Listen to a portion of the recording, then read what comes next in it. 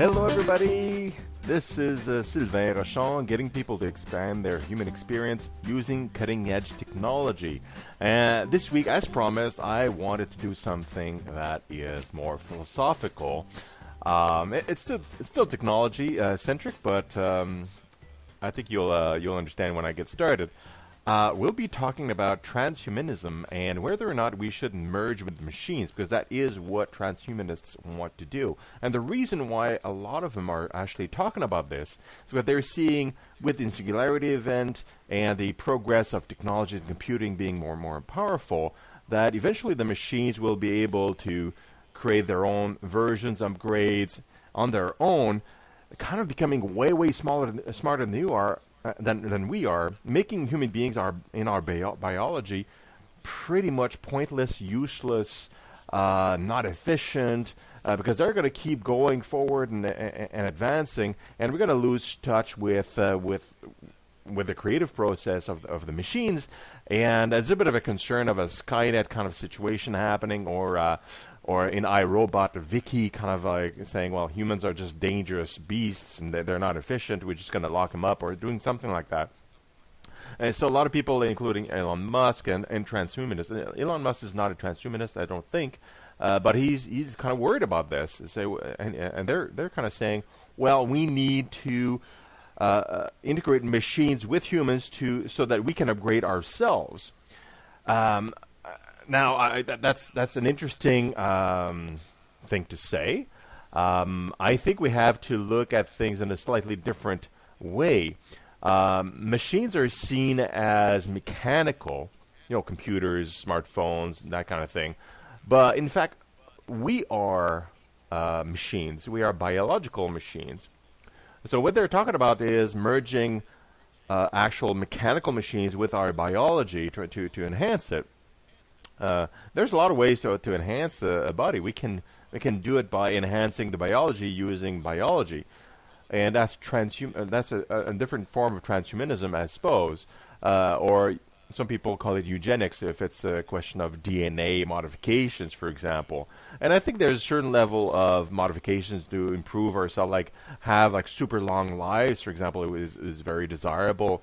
Eliminating disease is very desirable. But as far as merging with machines, I don't have anything particularly against it, but I don't think that's actually needed.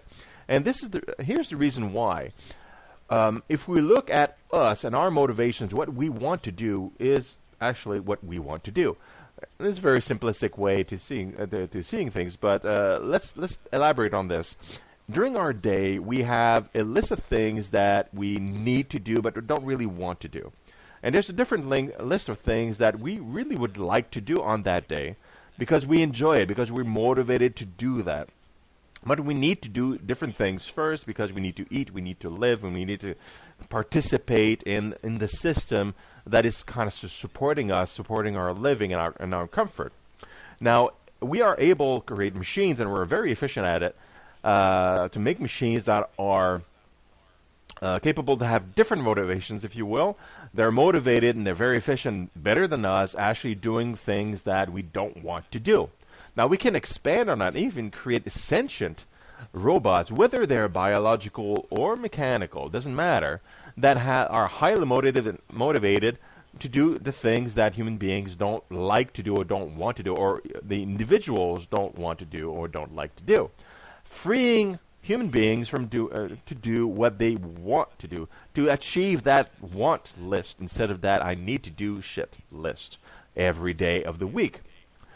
And they can those machines, whether they're biological or mechanical, they can iterate themselves, and they can upgrade themselves, becoming very efficient at it, very efficient at doing things that we don't want to do, and that's good for us. We can replace a whole bunch of systems by doing that, and they can be very advanced. They can develop consciousness, sentience.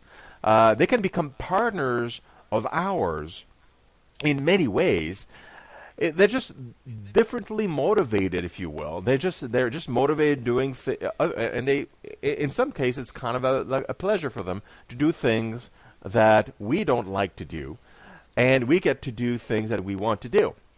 Now, if we live in that world, all of a sudden things kind of fall into place, because the reasons why human beings are such pains in the arse is because of the things that we don't want to do.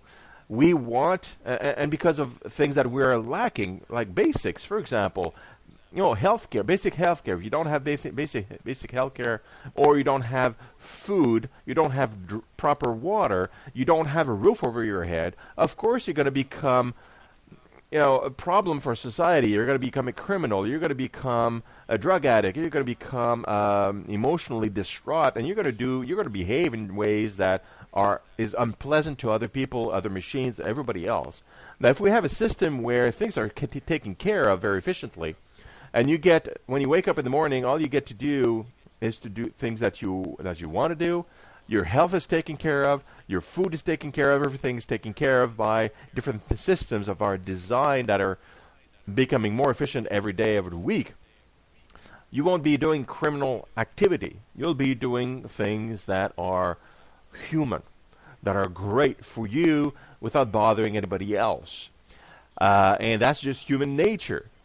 So that's where I think we can go towards as a goal. We don't need to be Cybermen to remain relevant. We don't need to work to have an actual job to be relevant in humanity. We just need to be something significant for ourselves and for people around us.